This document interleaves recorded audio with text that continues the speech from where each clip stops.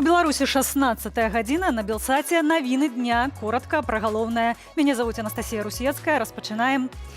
У Нюрнбергу, дзе судзілі нацыстаў, праходзіць прававая канферэнцыя ў справе злачынства ў Лукашэнкі. Супраць чалавецтва і прызнання яго тэрарыстам. Сярод удзельнікаў палітыкі, грамадскія дзеячы, адвакаты і ахвяры катаванняў, якія праз пераслед вымушаны былі з'ехаць з Беларусі. На канферэнцыі Святлана Ціхановская адзначыла, што ейны офіс працуе не толькі над аднаўленнем правасуддзя ў Беларусі, але і над пераследам вінаватых і рэабілітацыяй ахвяраў палітычных рэпрэсіяў.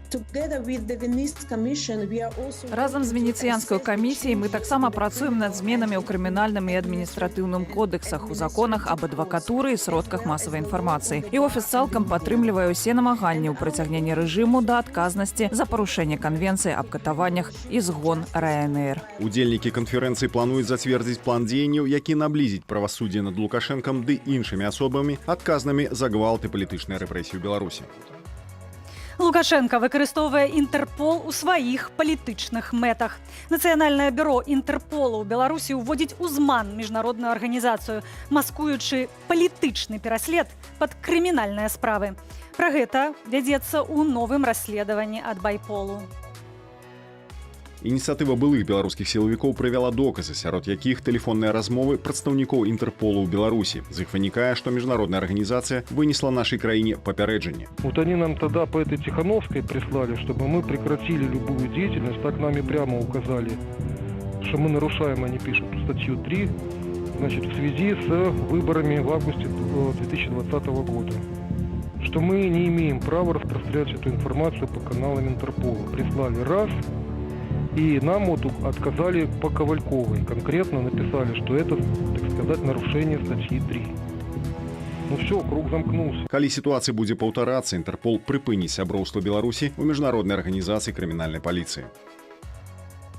Пакупкі ў замежных інтэрнэт-крамах стануць даражэйшымі. Гэта вынікае з праекту абноўленага падатковага кодексу. Жыхарам Беларусі на купленае праз інтэрнэт за мяжою давядзецца плаціць падатак на дададзеную вартасць. Увесці падатак плануюць з сярэдзіны наступнага года.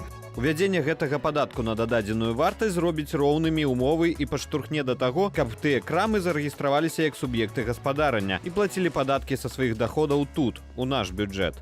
Набываючы тавар у замежных інтэрнэт-крамах, беларусы плацяць падаткі за мяжою. Міністэрства фінансаў лічыць, што новая захада змусіць крамы рэгістравацца ў нашай краіне. Насельніцтва Менску ў 2020 годзе скарацілася больш як на 10 тысячаў чалавек, вынікае са звестак Нацыянальнага статыстычнага камітэту. Прычынаў гэтага ўлады пакуль ніяк не каментуюць.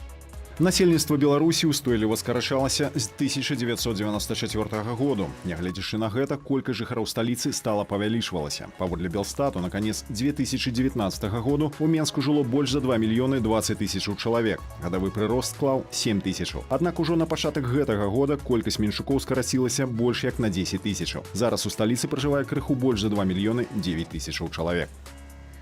Беларусь атрымала $1,5 мільярда на барацьбу з каронавірусам. 500 мільёнаў з гэтай сумы вылучыў Еўразійскі фонд стабілізацыі і развіцця. Астатнія грошы – расійскі крэдыт.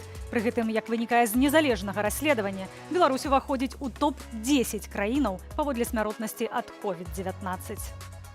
Як подлічылі журналісты выдання «Настоящее время» супольна з кіберпартызанамі, з сакавіка мінулага года да сакавіка сёлета залішняя смяротнасць у Беларусі склала 32 тысячы чалавек. Гэта ў 14 разоў болей, чым паказвае афіцыйная статыстыка. З аналізу ўзламанай базы пашпартоў вынікае, што падчас пандэміі ў Беларусі паміраў 1 са 135 беларусаў. Калі нічога не мяняць, то ў пік захворвання, які наступіць у снежні, смяротнасць можа вагацца ад 600 да 1100 чалавек за сотні, прагназуюць даследнікі. Лічба дня – 1 мільярд рублёў, а дакладней больш за мільярд складае дэфіцыт дзяржаўнага бюджэту.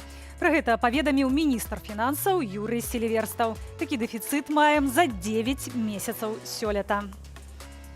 Беларусы ў краіне і за межамі працягваюць ладзіць акцыі на падтрыманне нацыянальнай сімволікі бел-чырвона-белага сцяга, а таксама супраць цяперашняй улады ў Беларусі. Вашай увазе відэа, дасланае нашай рэдакцыі. Заахвочваем і вас дзяліцца з намі інфармацыяй, а таксама фота і відэа, а мы пакажам. Забастовка!